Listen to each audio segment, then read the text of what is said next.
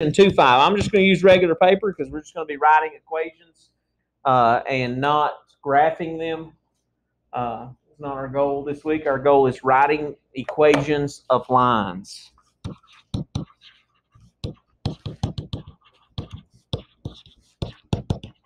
And we're going to use a few different forms tonight.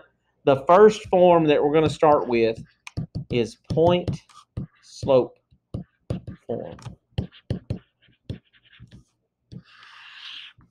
Point slope form. Point slope form looks like this. Y minus y1 equals m parentheses x minus x1. This y and this y1 and this x1, that's an ordered pair. Okay.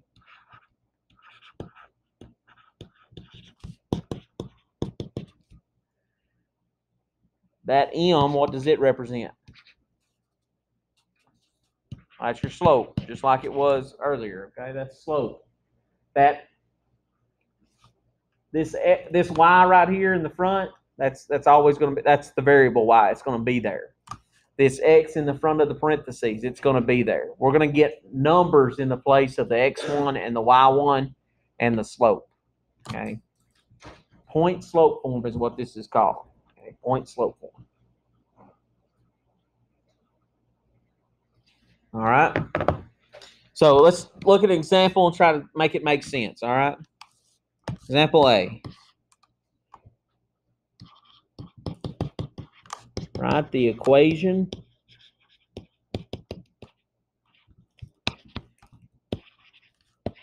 of a line in point slope form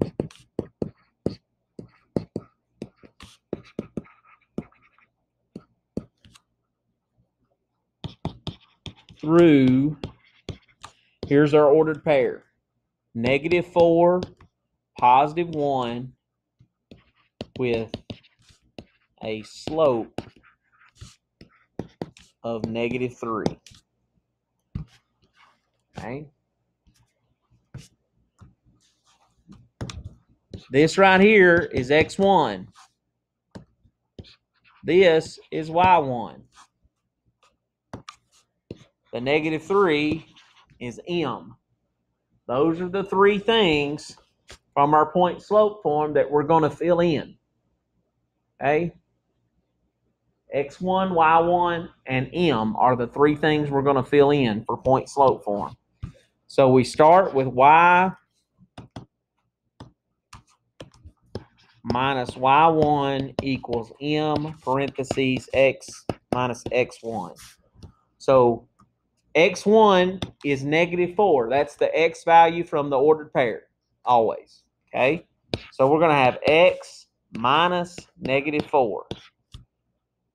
I'm just writing it in there like that. We're going to come back and clean it up a little bit when we get all of it put into place. M goes in the front of those parentheses. What's M for this problem? -3. So that goes right there. This Y is always there. And then we're going to have minus Y1. So Y1 is the Y value from the ordered pair, always. Okay?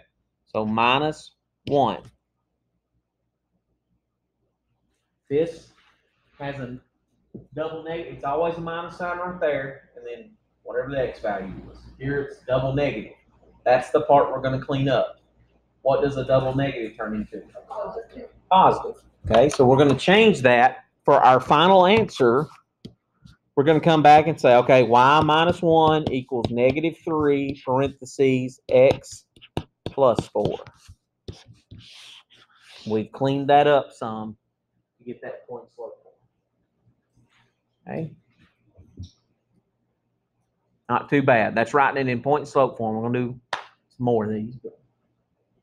We'll get plenty of practice with point slope form tonight, as we're going to take point slope form and go to the other forms from it. So, no, not yet. If it asks for point slope form, you're going to leave it just like that. Stop right there. If it asks for point slope form. Okay. So, what are the two things you have to write something in point slope form? You got to have a slope and an ordered pair. You got to have a slope and an ordered pair. If you've got those two things, you can write it in point slope form. Okay, you got to have those two things though. Okay.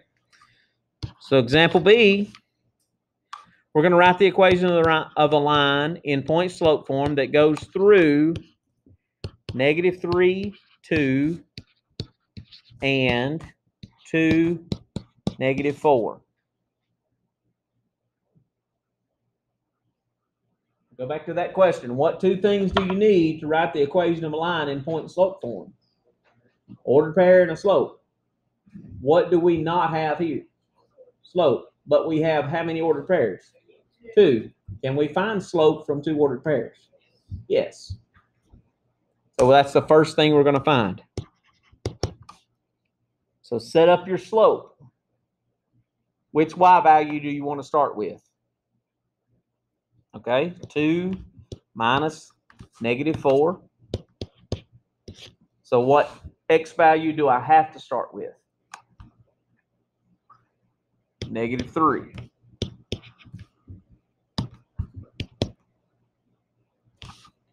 Two minus -4 would be 2 plus 4, which is 6. -3 minus 2 is -5. So my slope is -6/5. That's my slope. What two things do I need to have to write the equation of a line in point slope form? Slope and an ordered pair. I have a slope now. I have how many ordered pairs? 2. Sounds like I've got a decision to make.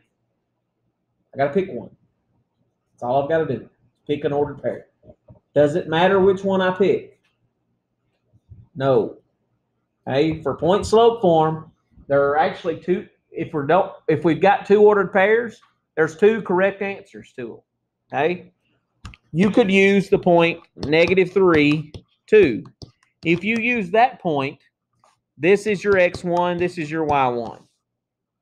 So you would have y minus 2 equals -6/5, x minus -3. Can we clean that up any? Yeah. Got a double negative in that parenthesis there. There won't always be a double negative in there. Just happens to be one in this one. -6/5, x plus 3. That's one correct answer. So that's if you use -3, 2 as your ordered pair. You could also write an equation in point slope form that uses 2, -4. Y minus -4 equals -6/5. It uses the same slope as we used for the first equation. And then x minus 2. Can we clean that up a little bit? Where's the double negative? By the y. So that's going to be y plus 4 equals -6/5, x minus 2. Both of these are correct for point slope form. If I ask you to write one in point slope form on Canvas or on a test, I'm going to tell you which ordered pair to use. You may have to find the slope, but I'm going to tell you use this ordered pair. Use the -3, 2. I will tell you which one to use on a quiz or test. Okay, but both of those are technically correct.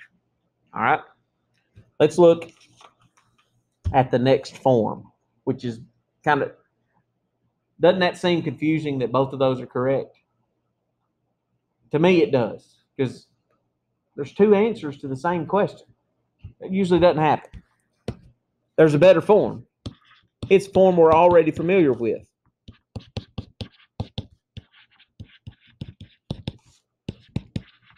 Slope-intercept form. We're already familiar with that form. Y equals mx plus b. M is your slope. B is your y-intercept. We've already talked about this today. Okay? Now, slope-intercept form just gets y by itself. On your lab 11, Number 7 was in point slope form. And I told you to find the slope of that, put it in slope intercept form. You got y by itself, and then the slope's right there in front of x. Guess what? The slope was 10 no matter what on number 7 there of your lab. This works the same way. If we start given a slope and a point, those are the two things we need, right? Just so happens that the point we're given here is the y-intercept, okay? We're going to write the equation of the line through 0, 6 with slope -2. Okay. If I start with point slope form,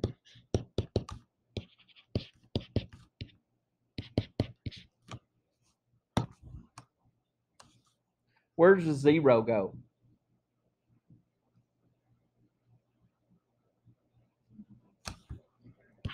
Right there for x1, right? And the 6 goes for y1, right? So I'm going to have y minus 6 equals -2 x minus 0. Right? So that's writing it in point slope form. I want to get that in slope intercept form. Right?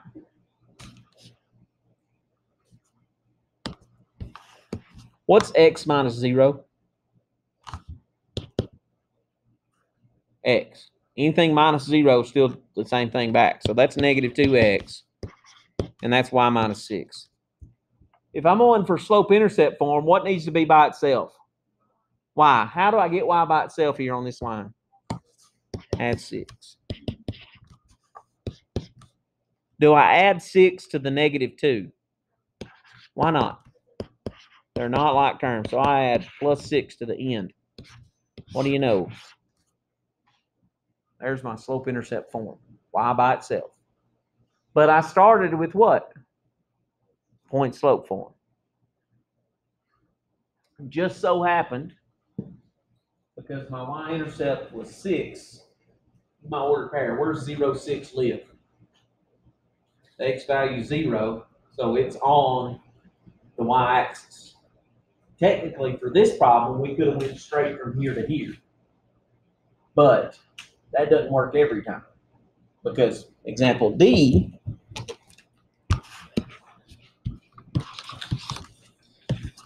says we're going through -4, +1 with slope -3. Okay. Well, -4, 1 definitely does not live on the x-axis or the y-axis. It's somewhere out there in la-la land of the coordinate plane. So we're going to start up with the point slope form. Because we got a, what do we have here? What? Got an ordered pair, and we got a slope. Those are the two things we need to write an equation in point slope form. So we're going to start with point slope. Y minus 1 equals -3 parentheses x minus -4. I'm just going right into point slope form there. Y minus y1 equals m times x minus x1. Can we clean that up a little bit? Yeah. Y minus 1 equals -3 x plus 4. Now, if I'm going to get this in slope intercept form, what do I have to do first? Yeah, do that parentheses stuff. So -3's got to multiply to everything that's on the inside there. So that's going to be my -3x. -3 times +4. Whoops. -12. Still got y minus 1 on that side. I'll add 1 to each side.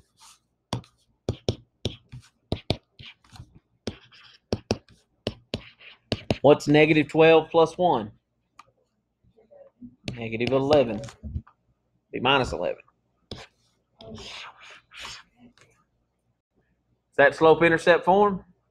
Y is by itself, so yes. Okay.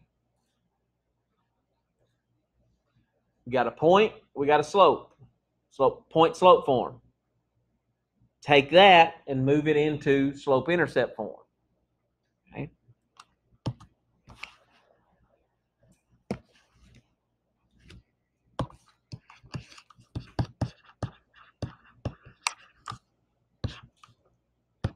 -3, 2, and 2, -4.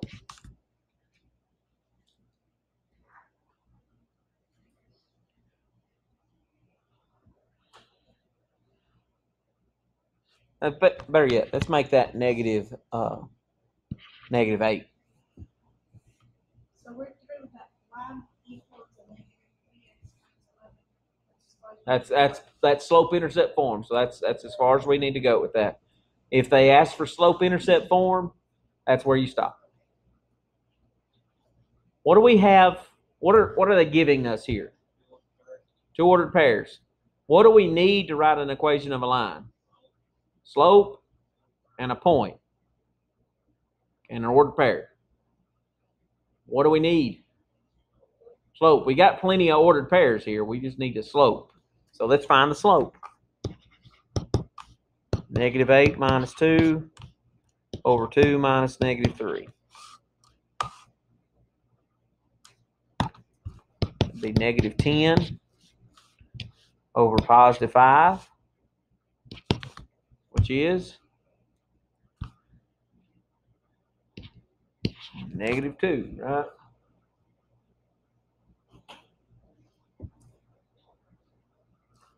So the slope is -2.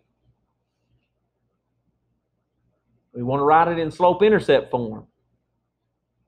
Here's the good thing about slope-intercept form. No matter which of these ordered pairs you pick, you will get the same slope-intercept form. You'll get different point slope forms, but your slope-intercept will be the same if you do it right. Which ordered pair do y'all want to use? -3, 2 or the 2, -8? All right, first one sounds fine to me. It doesn't matter. So I'm going to say y minus 2 equals -2 parentheses x minus -3. That's point slope form. Let's clean it up a little bit. Y minus 2, -2 parentheses x plus 3. So that's cleaned up just a hair.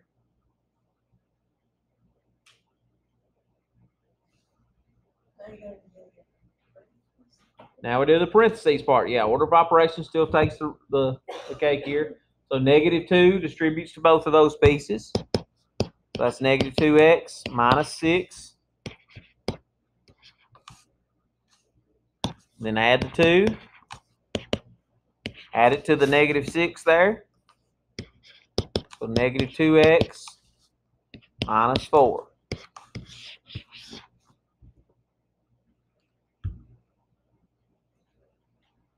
You may be saying, I don't believe you that the other ordered pair gets the same answer.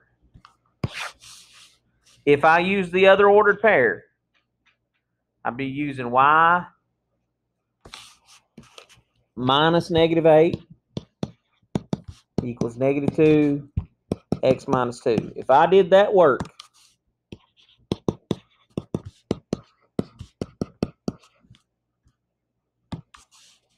so that'd be -2x plus 4.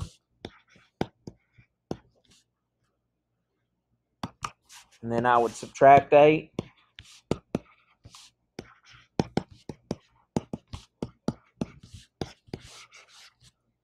It wasn't through magic and cheating. That's the way it works. Okay? One thing I like about math is it works if you do it right. There's a lot of exceptions in English, and there ain't very many in math. Actually, there's none. So works that way. So no matter which ordered pair you pick, you just pick one. You do not have to do both. If it asks for it in slope-intercept form, pick one of the ordered pairs after you found the slope to work it out to be. Okay. All right. That leads us to the third form, last form of the night. Okay. Last form we're going to deal with. That form is called standard form. Had a discussion with one of the teachers at the high school that I teach at. He also teaches here on Wednesday nights. He and I compare notes quite a bit. But talking about standard form and is it useful or not? It's not as useful as slope-intercept form is, I'll be honest with you. But it does have its needs. Okay, there are times that we might need some standard form stuff, and we will encounter those times in Math 100 and 110. So we need to talk about standard form a little bit. Standard form looks like this: AX plus BY equals C. A, B, and C are not fractions. Okay, that's the stipulation for something being in standard form, that A, B, and C cannot be fractions. We're going to talk about how to get rid of those if they are there. We'll see some of that. Okay, standard form is very, very close to slope-intercept form. Or better yet, slope-intercept form is very, very close to standard form. It's one move away. Slope-intercept form has y by itself, and then you got x and a number on the other side. So if you move the x back over, guess what? You're in standard form. So what we're going to do is we're going to first take something that's already in slope-intercept form. Put y equals negative 3x minus 11 into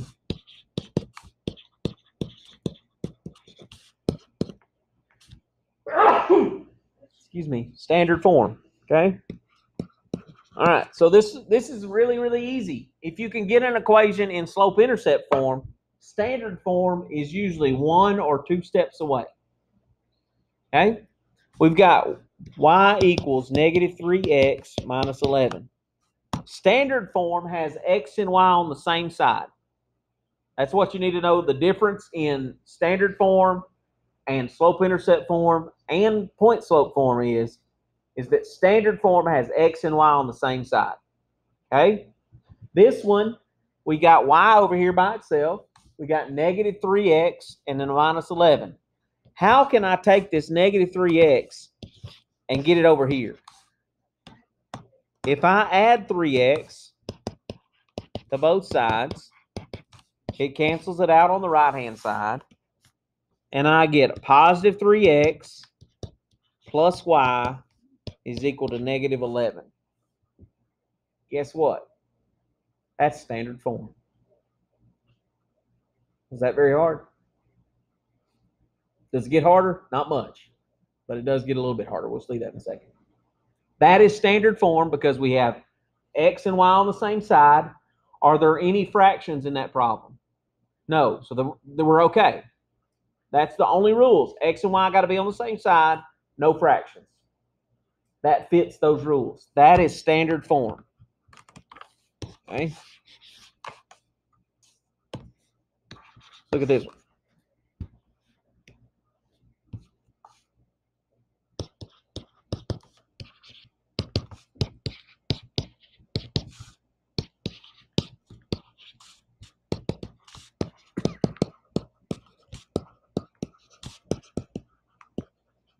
All right, this has got some fractions in it. That's okay. We're going to get rid of them in a little bit. If I'm going to put that in standard form, what form is it in now? It's in slope-intercept form. How do I know that that's slope-intercept form? You know, y is by itself over there, x is on the other side. That's how I know it's in slope-intercept form. How do I get the x's on the same side? Yeah, I'm going to have to add that 6 over 5x to both sides. So we're going to do that. The good news is that I'm not really adding it to anything because there's not any x's over there to work with. So I don't have to worry about common denominators and all that fun jazz yet.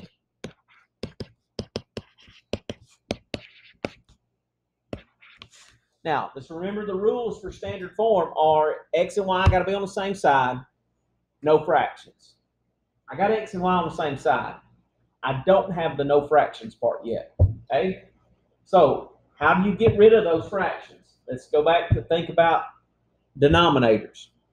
We need a least common denominator for the fractions that are in the problem. Both of them have a 5 on the bottom, right? So they've already got a common denominator.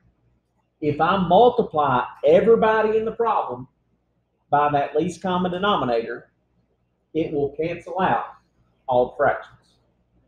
Okay? So I'm going to multiply everybody in this problem by 5. Or both sides by 5. Maybe that's a better way to say that. 5 times 6 over 5 be 6. 5 times y is 5y. Negative 8 over 5 times 5 is negative 8. We're in standard form. X and y are on the same side. There are no more fractions.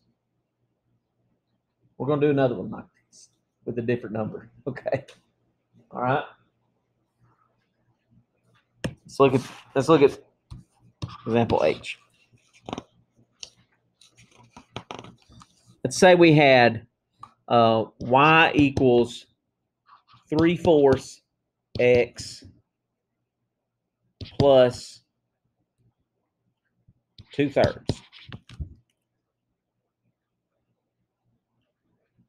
We're going to put that in standard form.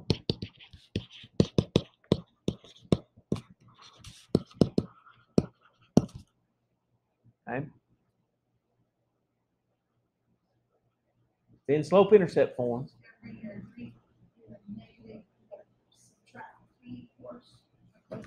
Yeah, got to subtract 3/4 x on both sides to get the x and the y on the same side. So that's negative 3/4 x plus y equals 2/3.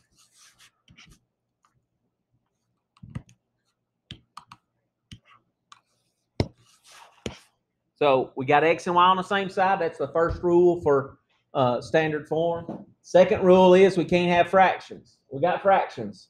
We got to do something about them. Okay. Why 12? What do you mean? Perfect. The lowest number that 4 and 3 will both go into, the 4 and the 3 that are in the bottom, is 12. So we're going to multiply both sides of the equation by 12. Or everybody in the whole equation by the least common denominator, which is 12. Okay? Here's the thing that can save you if you have trouble finding that least common denominator. If I multiply everybody by 4 and then turn around and multiply everybody by 3 separately, it works. Because what's 4 times 3? 12. So it still gets you standard form. Okay? Problem with that is if you had a 4 and a 6. Least common denominator, or yeah, the least common multiple of 4 and 6 is 12. But what's 4 times 6? 24. So you're using a common denominator, but not the least common denominator. So you end up getting a little extra stuff there, which you don't need. So least common denominator is what we're looking for, which in this case is 12. So we're multiplying both sides by 12. 2/3 of 12 is 8. 2/3 times negative 3/4 would be negative 9. 12 times y is 12y. And then there we have standard form. X and y on the same side, no fractions.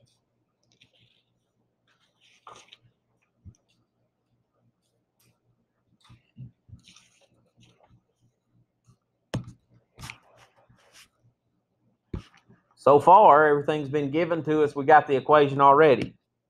Let's get to the fun part.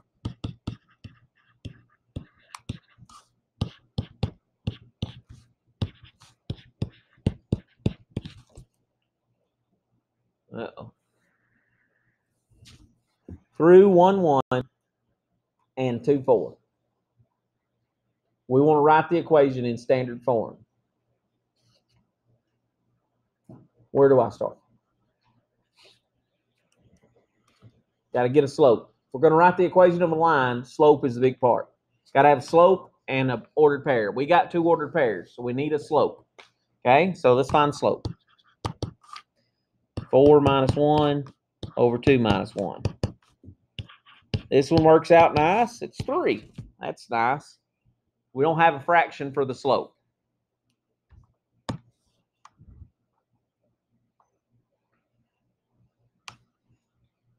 What form can we start with?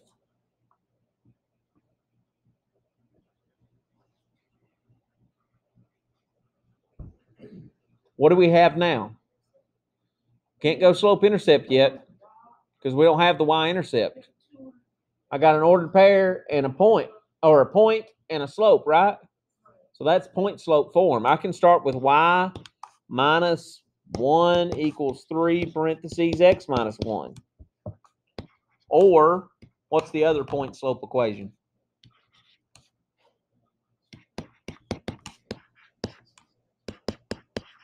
Either of those will work.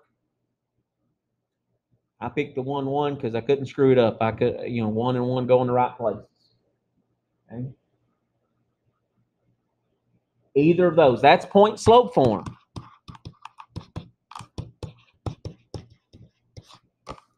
From point-slope form, if I'm trying to get to standard, where's the next stop?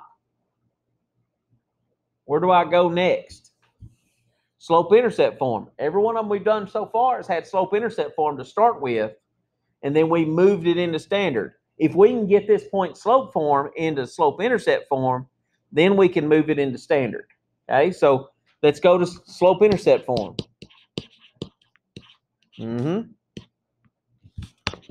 What's wrong with my handwriting there? Slope-intercept form, so we do those parentheses, y minus 1 equals 3x minus 3. You don't have to do both of them, just pick one of them. I'm going to pick the easy one with the 1s. And then add 1. Y equals 3x minus 2.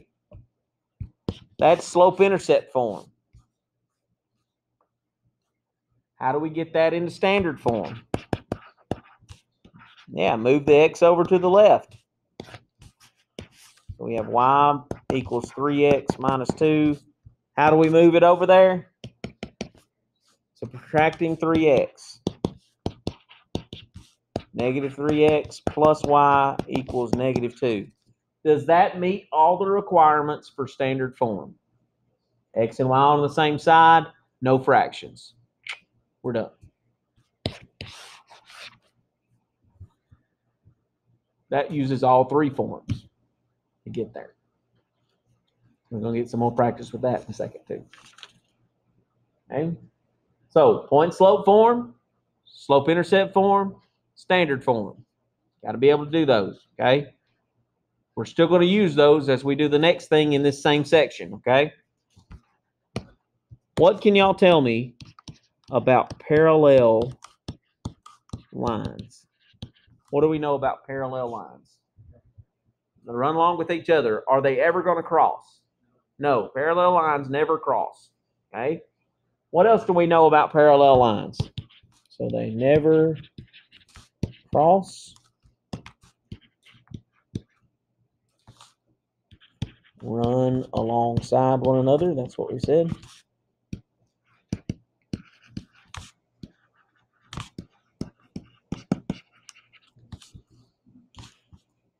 Here's the kicker that we need, is that they have the same slope.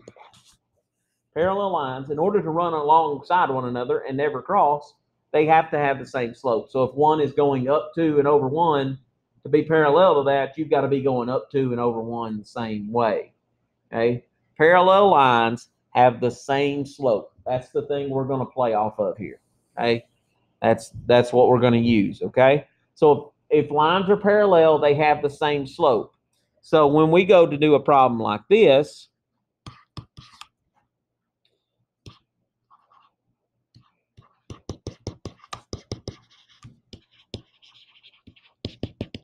Write the equation of a line parallel to 2x plus 5y equals 4 that passes through 3, 5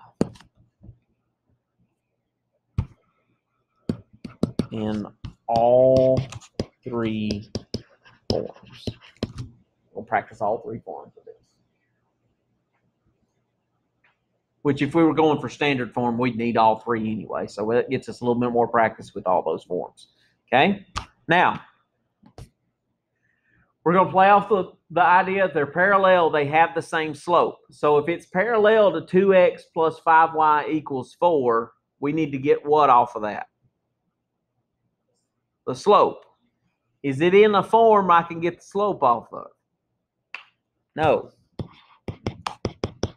It's not got y by itself. Remember, to get the slope, we need the slope-intercept form, right? That's the easiest way to get the slope, or point slope form, one of those two. So how do I get y by itself? Move the x over to the right by subtraction this time. We have 5y is equal to negative 2x plus 4. And then what? By everybody by 5. So negative 2/5 doesn't go evenly, doesn't reduce, and 4/5. Which part of that do I need? The negative 2/5. That is the slope. So that's the part I need. Okay? That's my parallel slope. Parallels have the same slope. So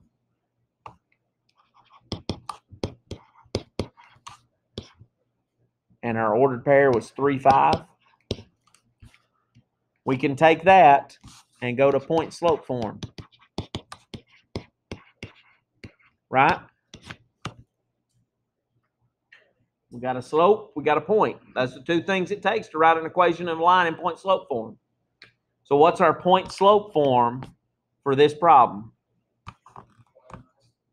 Y minus 5, okay?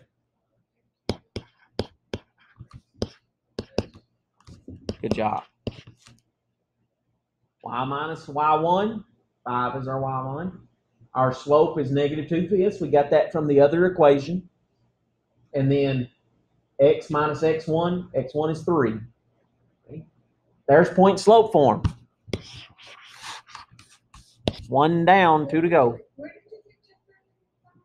From the ordered pair, from the original problem, that it passes through this point, 3, 5.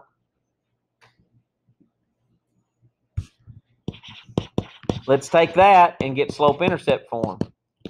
So we have y minus 5 was negative 2/5, parentheses x minus 3. How do we get that in slope-intercept form?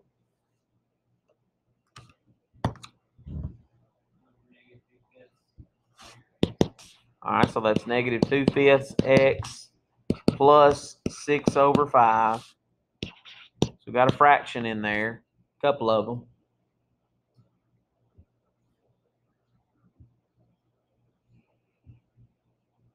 Almost there, one more step. Add 5 to the 6 over 5. And I'm not ashamed here. I'm gonna go to the calculator here. 6 over 5 plus 5. Math, enter, enter. 31 over 5.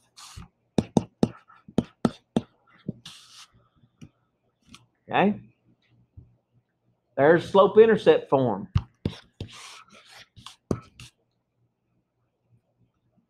Now I want to get standard form.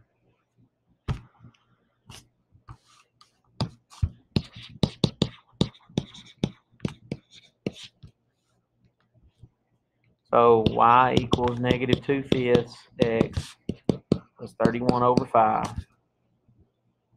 How do I get there? Move x to the left by doing what?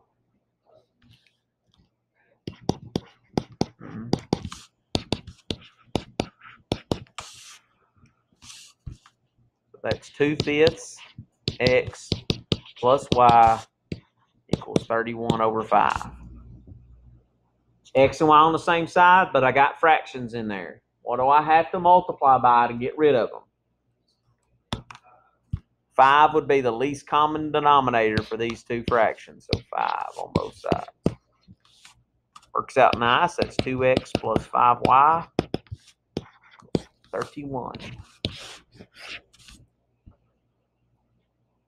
There's slope-intercept form into standard form. We got point-slope form to begin with.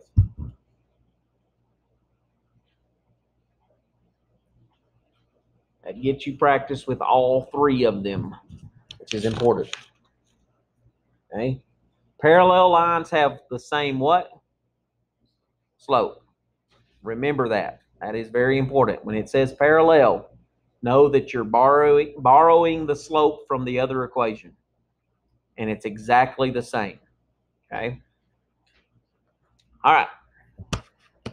Same section. Last thing in this section. Okay. Into the short rows. Perpendicular lines.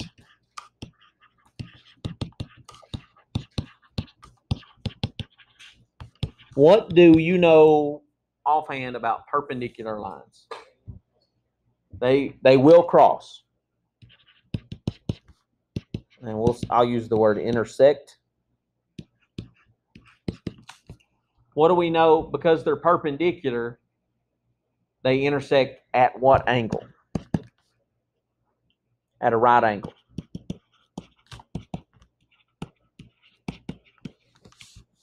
Right angles, remember, 90 degrees. Not that that's entirely important, but it does, it makes them special. Okay? Perpendicular lines are very important. Without perpendicular lines, buildings are not quite as structurally sound as they should be. Okay? These walls, if they weren't really close to 90 degrees, the wind blowing, will kind of fall over. Okay? So perpendicular lines intersect at right angles.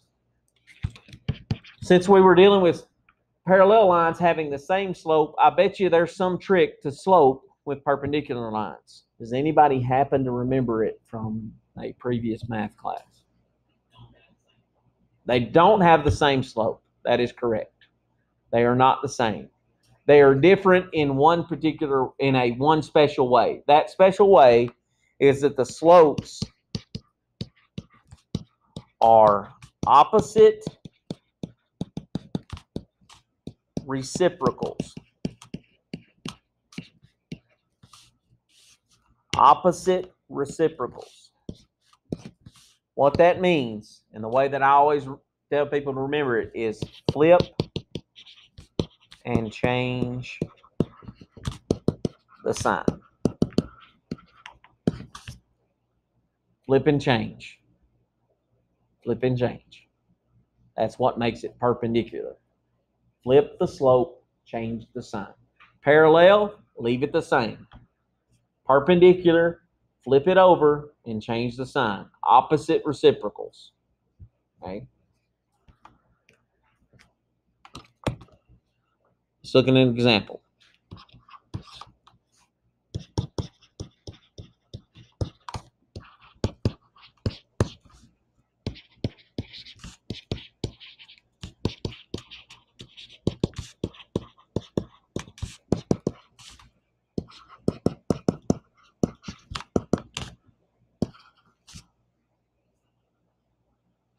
Through the point 3,5, but perpendicular to 2x plus 5y equals 8. Again, we're going to do all three forms just to get the practice doing that. Generally, on the quiz and test, I'm only going to ask you for one of the forms, not both, not all three. Okay.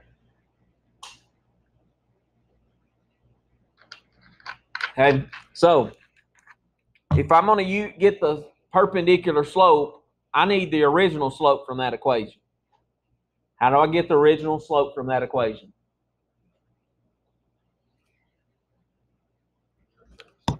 Got to put it in slope-intercept form, which means get what by itself? Get y by itself. So that's what I'm doing. minus 2x minus 2x. That's 5y is equal to negative 2x plus 8. One more step. Divide by 5. Everybody gets divided by 5. Which part of that am I going to take? The slope, the negative 2/5. Okay?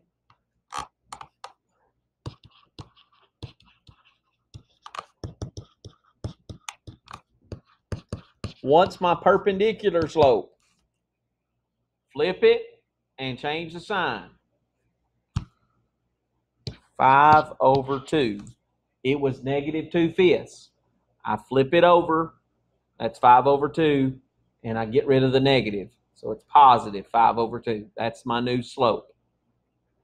If it were parallel, I don't change it. I keep it there. Leave it alone. Perpendicular, flip it, and change the sign. Okay? Since I now have a perpendicular slope, I also have a point that the line goes through. So I can take these two things and go to point slope form.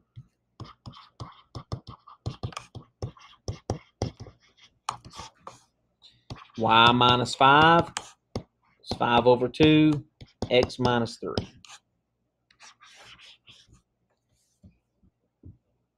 Point slope form done. Beautiful. Unfortunately, we have to do standard form and slope-intercept form. So to get to standard form, we got to get through slope-intercept form. So for slope-intercept form,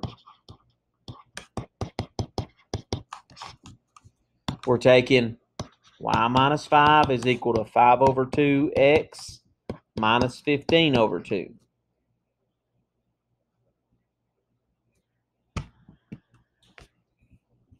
So I just distributed the 5 over 2 to x and to negative 3. That's all I did there.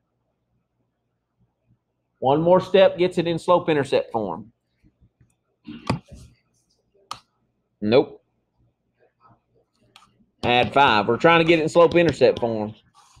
You were going ahead and getting to standard form there.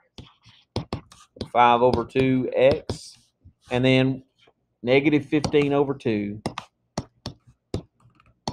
plus 5.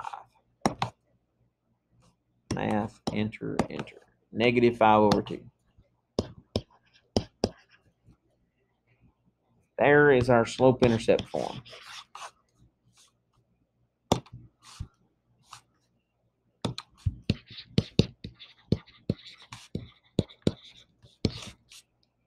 Let's get that in standard form.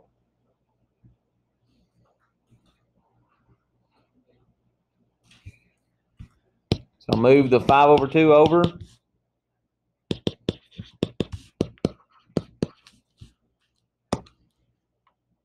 Now what? Nope, got fractions in there. Times it by everything gets multiplied by 2 at the end to get rid of those fractions. Negative 5x, 2y, negative 5. There we have a standard form for that problem. Parallel lines, what do we do with the slopes? No, parallel lines, they're the same. Perpendicular, flip them and change the signs. That's what you got to remember. You got to remember that. Pay attention to what it's asking you to do. Okay? All right.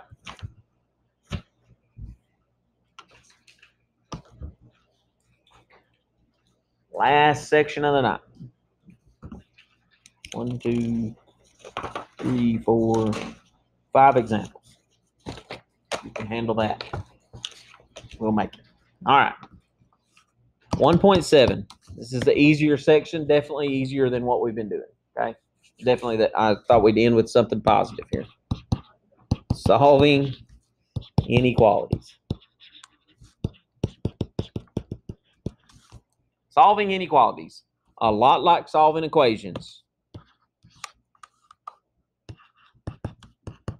We'll start with the two-stepper.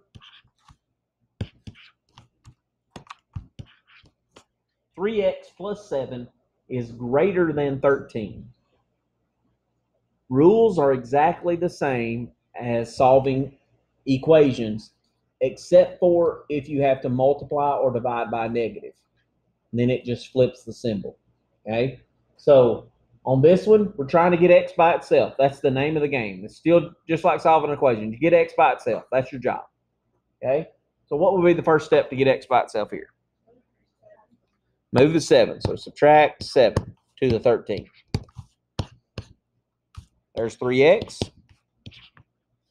13 minus 7, 6. Now, one more move. Divide by 3. X is greater than 2. Okay. In set notation, x such that x is greater than 2. That's how you're going to write it in set notation.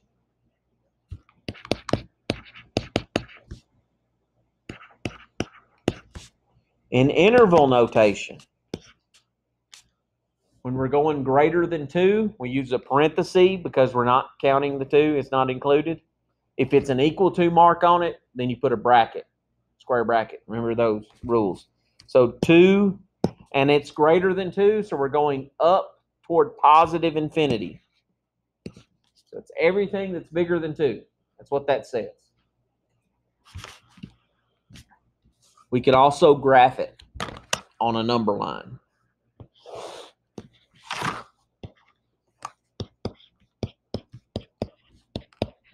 I'm just putting some numbers here that I know kind of go around the 2. Okay. The good thing with the graphs is it helps us with interval notation, kind of helps us understand it a little bit. Okay. Our inequality was x is greater than 2. So we know we're going to 2 and we're going to numbers that are greater than 2, which are to what side of 2? To the right or the left? To the right. So we're going toward the right. So I know my parenthesis, I'm going to put a parenthesis on my number line that opens up toward the right. And then I'm going to go things that are bigger than that are this way. So that's how I'm going to show that on a graph. It shows the same thing that interval notation says. It goes from 2, but not including 2, and goes up to positive infinity. If a lot of high schools and other places, they will do theirs like this. It will look almost the same. They'll put numbers in order. Not that bad. They'll put an open circle. Y'all, anybody remember seeing it like this? You remember? Those two things say the same thing. The parenthesis style is kind of how our textbook likes to do things, and how the math department at UTM likes to do things. Okay, those mean the same thing. Open circle, no equal to mark. Filled in circle, equal to mark. Parenthesis is like an open circle. A square bracket is like a filled in circle. Okay, that you probably have seen it like this bottom one before. In most high schools, that's what you see. You get to the college level, they like to do the interval notation. So that's why we're doing it that way, okay? So this is the way I want it, though. And that's the way it'll look on your quizzes and stuff. Let's do another. Negative 3x plus 5 is greater than or equal to negative 7. Here's a fun one. Still a two-stepper, though. You got to get x by itself. That's all our job is. Okay? What's the first step? Subtract the 5. So negative 3x is greater than or equal to negative 12. Divide by negative 3. Oh, that's not very easy to see. So I'll divide by the negative 3 to get x by itself. That's positive 4 over here. Anytime I multiply or divide by a negative to solve an inequality, flip the symbol around. Okay? Flip the symbol around anytime you multiply or divide by a negative. Okay? So set notation, it's just copy the inequality. Sometimes it's easier to do the graph and then do the set or do the interval. I know 4 goes there, 3, 2, 5, 6. It's got an equal to mark. Its x is less than or equal to 4. And if you have trouble reading these, I noticed that my high school students a lot, when they get up to freshman high school, they still can't read that symbol. They have trouble remembering it. The way that I teach them to do that is put your hands out in front of you. Okay? Now, look at your left hand. If I do that, what symbol does that look like? Looks like that one, doesn't it? What letter does that look like when you're looking at it? It looks like an L, don't it? That's an L for less than. So if you're reading that inequality, this is less than. So this is x is less than or equal to 4. Less than or equal to. And if it's the other way, you know it's greater than. Okay? So you've got to be able to read that inequality so that you know which direction to go. Okay?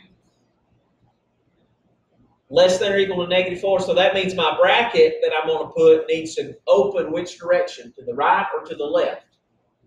Left, because we're going less than. So I'm going to put a square bracket right there.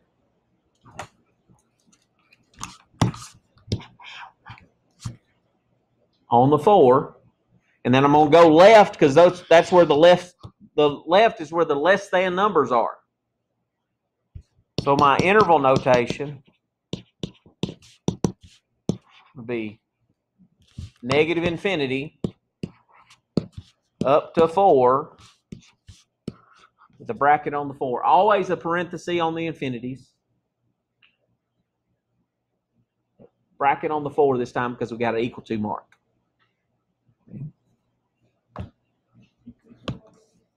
Yes. Equal to always gets a bracket.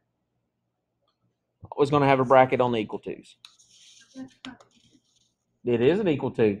It's got the line under it. It's less than or equal to.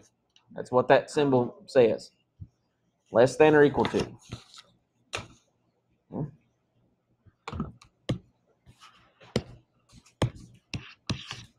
So look at this one. 4 minus 3x. Less than or equal to 7 plus 2x.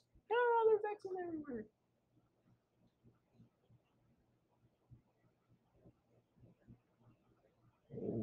What did we do when it was an equation like this? We had one of these in lab today. It was an equation instead of an inequality. Get x by itself. So we got to pick a side to put x on. It doesn't matter which. So if we move this 2x by subtraction, that'll get the x on the left. That tends to make the inequality graphing easier if the x is on the left. So that'd be 4 minus 5x is less than or equal to 7. And then I need to do what?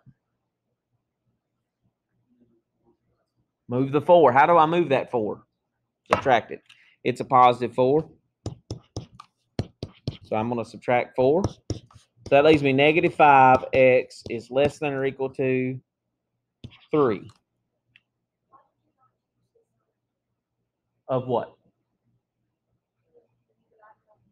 I didn't divide by a negative. I subtracted. Now here at this point, I am going to divide by a negative, right?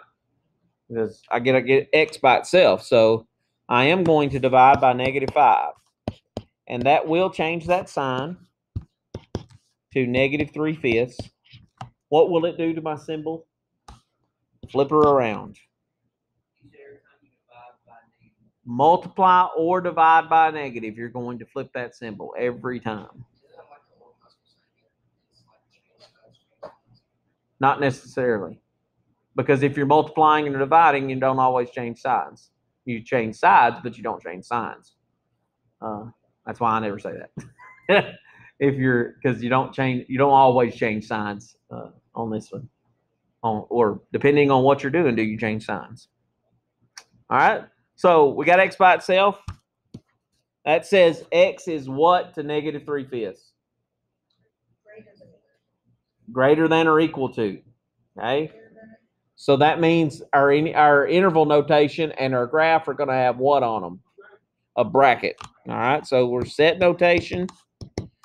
The x such that x is greater than or equal to negative 3/5. That's the easy part. The graph,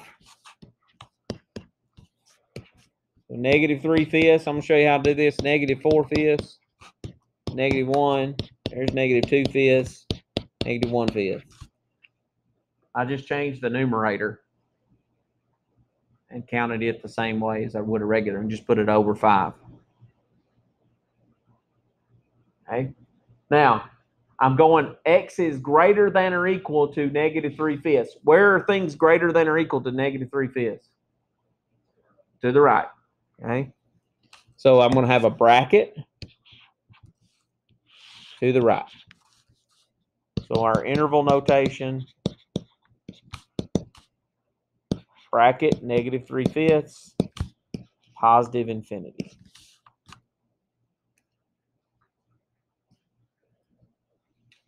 Okay.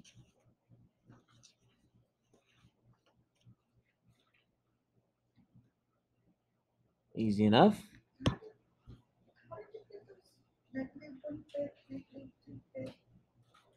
On a number line, negative 3 is smaller than negative 2, and negative 2 is smaller than negative 1. And I just did the, like, if you just do the numerator,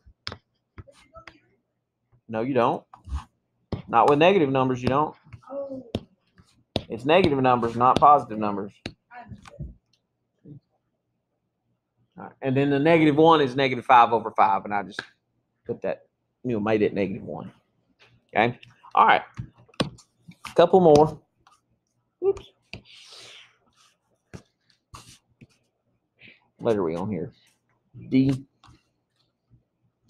All right, let's get one. Negative 2 is less than 5 plus 3x is less than 20. This would be what we call a compound inequality. Compound meaning you put two of them together is what we've done. Okay. Now, compound inequality, we still want to get x by itself, but we want to get x by itself in the middle.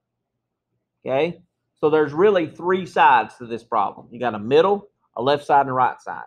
Whatever you do to the middle, you got to do to both of the other sides. Okay. If I covered up this part, how would I get x by itself?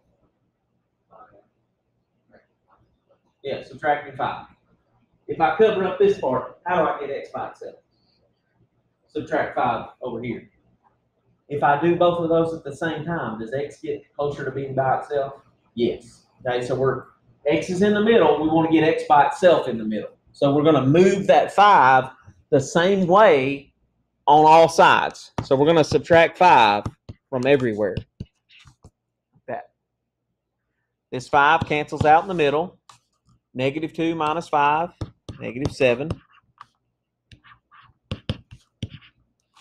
20 minus 5, 15. One more step gets x by itself. Everybody gets divided by 3. Left side doesn't work out too nice. Right side, yeah, it's pretty good. There we have a x by itself. That's what we wanted, right? What does that mean x is? It's between negative 7/3 and 5. X is in between. It's in the middle, right? So the answers are in between those two numbers. So when we go to our set notation, that's the easy part. It's just the same old inequality. Negative 7/3 is less than x is less than 5. When we go to the graph, this is actually an easier graph, I think. You just got to know, okay, well, I'm going from negative 7/3 up to 5. So I got to have 6, Negative 7 over 3 is negative 2 1/3. So I got to have negative 3, negative 2, negative 1, 0, 1, 2, 3, 4, 5. Just got to put those in there. I've just got to make it fit. That's what I'm trying to do here. Make those numbers fit. Now, am I going to have brackets or parentheses or one of each? Do I have an equal to mark anywhere in that inequality? No. So I've got all parentheses here. The answers are in between. So I'm going to go to 5. I'm going to put a parenthesis that opens up to the left like that. Use a different color. There we go. And then I'm going to go to approximately where negative 7 over 3 is. Where is negative 7 over 3? It's between negative 2 and negative 3. It's actually negative 2 and 1/3. So it's a 1/3 of the way from negative 2 to negative 3, which is about right there. Where are the answers at? In between there.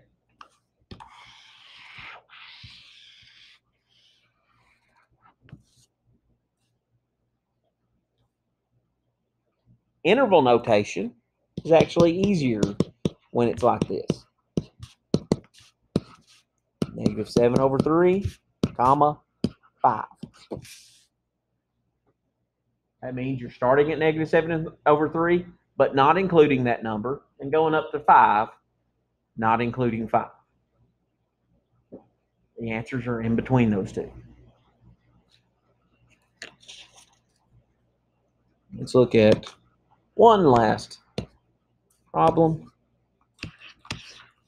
16 is less than or equal to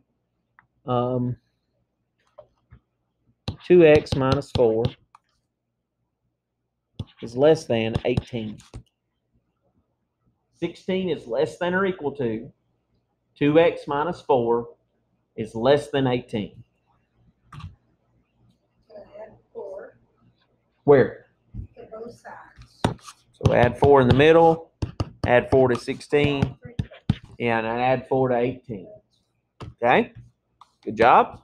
So there's 2x in the middle. 18 and 4 is 22. 16 and 4 is 20.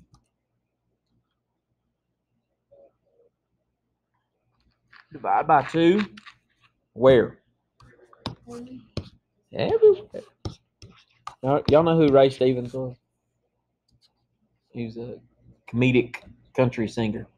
And he had a song about Santa Claus. And one of the lines is, he's everywhere. He's everywhere. And I always think about that when I do these problems. Random useless information for you guys. My brain is full of that stuff. So 20 divided by 2, 10. If that happened to have been a negative 2 that I divided by, what would I do to those symbols? Turn them around. Okay? So even if it's compound, that rule still applies. Even if it's got the x in the middle. If you divide or multiply by a negative, you're going to flip those symbols around. So this one, our set notation, that's the easy and the boring one. Nobody likes it because it's boring.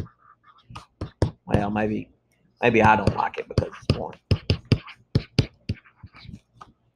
If we go to the graph,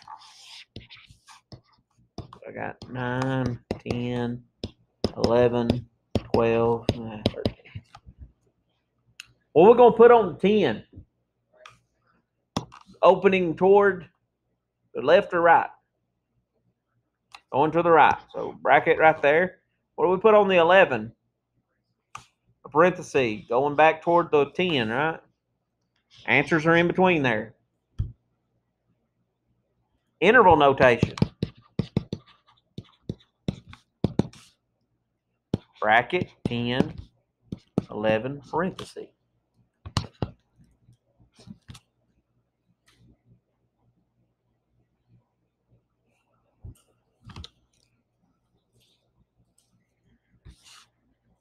All right, so some suggestions for problems in these sections. Section 1.7, 1 through 37, obviously the odds on that. And then for section 2.5, which is what we covered earlier, 1 through 51, or to get you some, no matter which version of the book you've got, those would be good ones to get through. Canvas quiz covers these things. And then next week, I will send, this week, you will get a review for the tests in Canvas, link to the YouTube videos, and you got your Canvas quiz to work on, okay? So next week, we'll come in, do our 2 labs, and then take our test, and then take fall break. That sound good? You guys have a great week, and I'll see you next